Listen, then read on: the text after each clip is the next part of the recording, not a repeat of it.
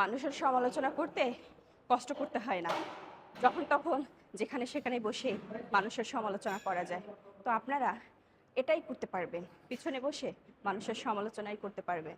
জিমে এসে একদিন ওয়েট জাগাইয়ে দেখেন যে কতটা কষ্ট।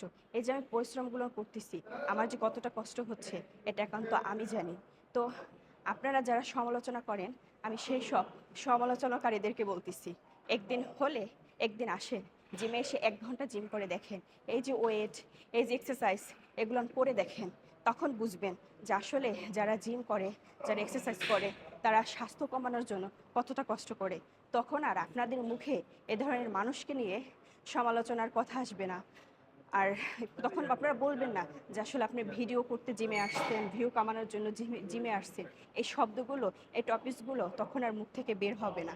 তাই অন্যের পিছনে পড়ে না থেকে অন্যকে একটু উৎসাহ দিন, যাতে আপনার কথার মাধ্যমে সে উৎসাহ পায়, যে সে যাতে জিম করতে পারে, তার সফলতার দিক এগিয়ে যেতে পারে। আপনার একটা সমালোচনার কথায় একটা মানুষের মন ভেঙে যায়। তো মানুষকে আঘাত দিয়ে কথা না বলে তাকে উৎসাহ দিন যে না আপু আপনি পারবেন বা আপনারা পারবেন, এগিয়ে যান।